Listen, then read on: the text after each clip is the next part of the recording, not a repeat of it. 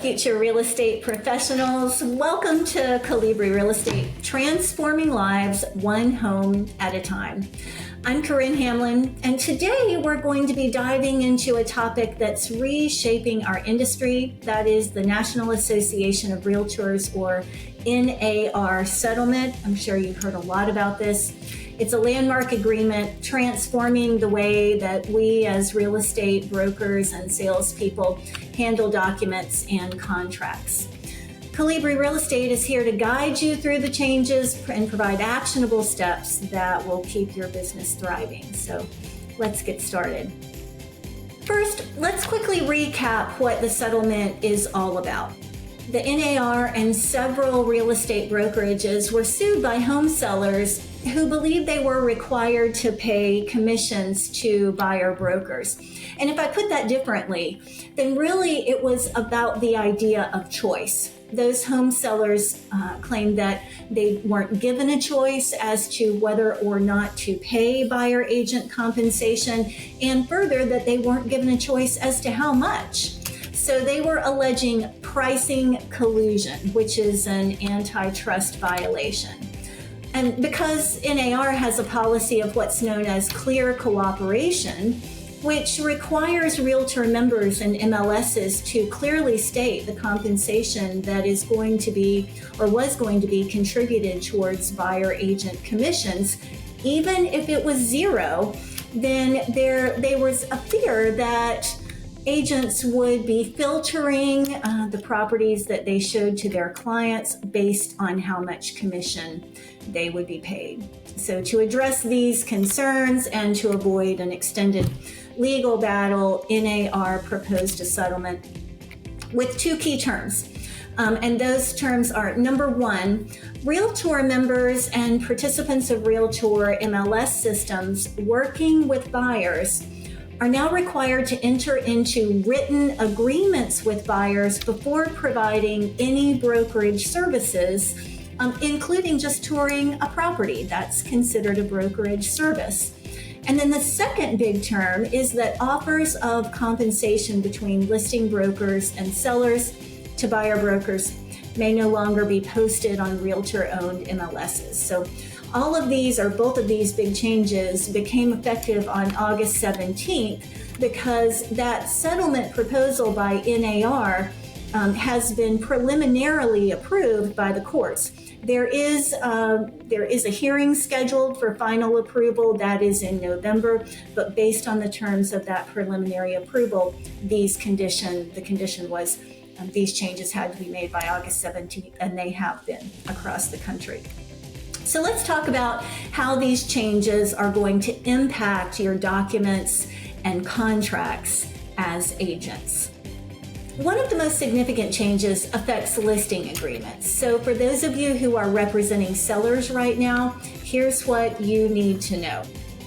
There is now a prohibition of MLS compensation offers. So if your listing agreement references compensation offers on MLS, then you need to amend your agreement to comply with the new practices. So what does that really mean? It really means that if in fact in your listing agreement, your seller has authorized your firm, or they're authorized to compensate the buyer's agent's firm, and it says that you're going to promote that offer of compensation on MLS, that at least the latter part of that language needs to be removed. And of course, these changes in your listing agreement should already be in place. So if you haven't done that, review your agreements now. Make sure that that language comes out. Further, you need to get authorization from your sellers for off MLS compensation. So exactly how much are the sellers willing for you or for them to compensate the buyer's agents, and exactly where should that be promoted? So make sure you get that authorization in writing. Could be a separate addendum, could be a clause in your listing agreement. So let's talk about disclosure requirements. The key here is transparency. Clearly stating in your listing agreement and in any required disclosures that broker commissions are negotiable and not set by law. Remember what I was saying about the idea of choice. So we want to make it infinitely clear to sellers, to all of our clients, that the rate of compensation being paid to listing agents, buyer firms, is absolutely negotiable. So these are changes that are designed to increase transparency, fairness in the industry. If you have already adapted to these changes, that's fantastic, but adapting quickly is really a demonstration of your professionalism and your commitment to your clients. Now let's turn our attention to buyer's agreements. These are becoming more critical than ever. And this could be a dramatic change or a slight change depending on the state that you're in. Because some states already had a requirement for written or some level of buyer agreement up front. Other states had no such requirement. So this is really going to vary widely for practitioners in different states.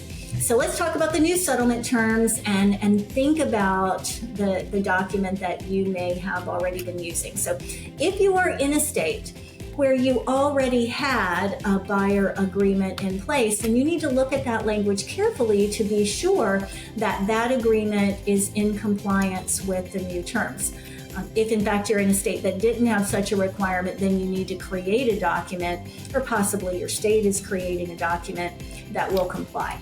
So let's look at NAR's guidelines. NAR has provided this resource, super helpful, called Written Buyer Agreements 101. And we've provided a link to this document in the description. This is a guide that offers specifics on what to include in your updated agreements. Here are the key points to consider. Number one, a clear explanation of your services and responsibilities. Number two, details on your compensation, so including how and when you would be compensated or your company would be compensated for representing a buyer, the duration of the agreement, and any exclusivity clauses if that applies. So timing is everything. Under the new rules, you have to have this agreement in place before providing any brokerage service to a buyer. So that means before touring a home, you need a written agreement with the buyer. As I said, this could be a major change in your process depending on the state that you're in. And it is going to be an education piece for buyers, particularly buyers who haven't had to enter into a written agreement before touring a home prior to now. So let's talk about the concepts of flexibility and customization.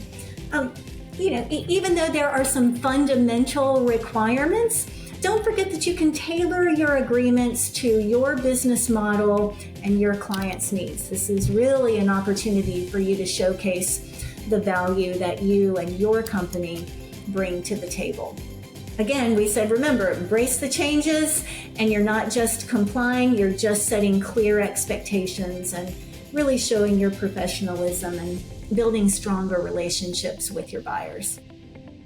The settlement may also impact how we handle sales contracts and offers to purchase. So what do I mean by that? Well, sales contracts very commonly include provisions for sellers to pay some or all of a buyer's closing costs. These are generally referred to as seller concessions. And seller concessions are just vital for those buyers who may have limited funds to cover their own costs at the closing table. The NAR settlement doesn't appear to affect financing limits on seller concessions. Generally, sellers can still contribute 2 to 9% or so of a property's value to a mortgage borrower's closing cost, and this is, of course, dependent on the loan type and the down payment. But what's important to note is that seller contributions to buyer agent compensation are separate from these concession limits. So, in other words, sellers can cover buyer agent compensation in addition to the current concession limits. So this means that the amount a seller pays for the buyer's agent commission, should they agree to do so, doesn't count towards the maximum allowed seller concessions for the buyer's closing costs.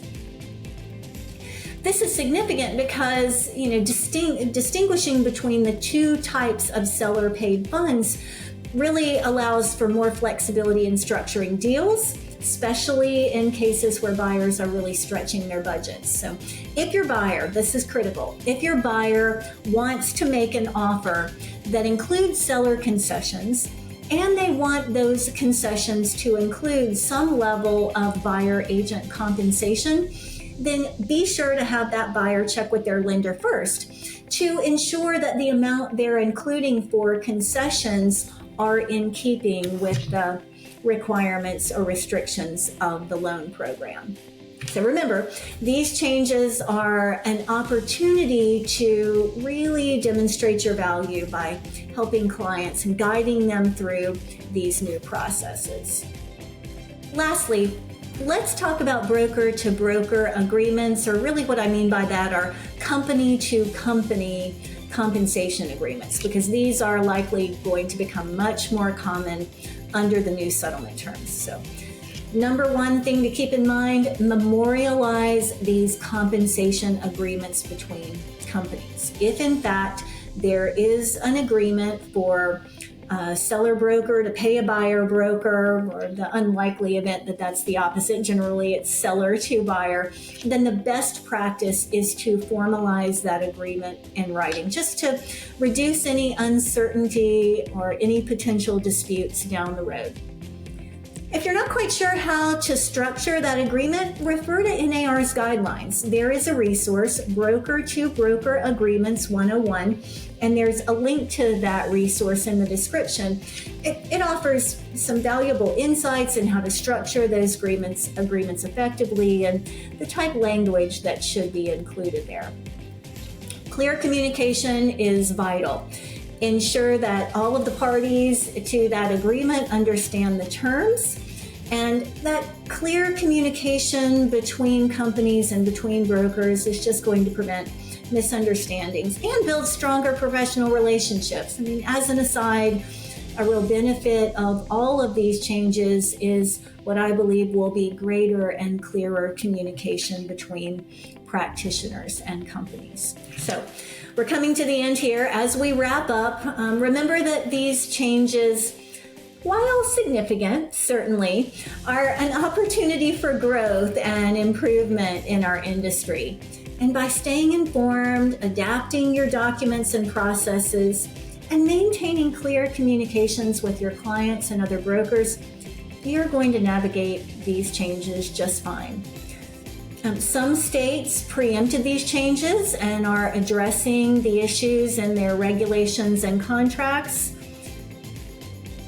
But I would say that the most important thing is for all of us, everywhere, even if there have already been changes in your state, stay apprised of additional changes that could be coming. Be nimble, be ready to pivot. More changes could be coming. That's certainly possible. Keep an eye on your state's regulatory agencies' websites for additional rule changes or for contract form revisions. And don't forget to regularly check your state realtor organizations and MLS systems for updates. Thanks for joining me today. Hope you have found this useful. Certainly enjoyed sharing the information with you. By embracing these changes, you're not just complying with the new rules, you're positioning yourself as a knowledgeable, adaptable professional in a changing real estate landscape. It is certainly an exciting time in our industry. Here's to your continued success.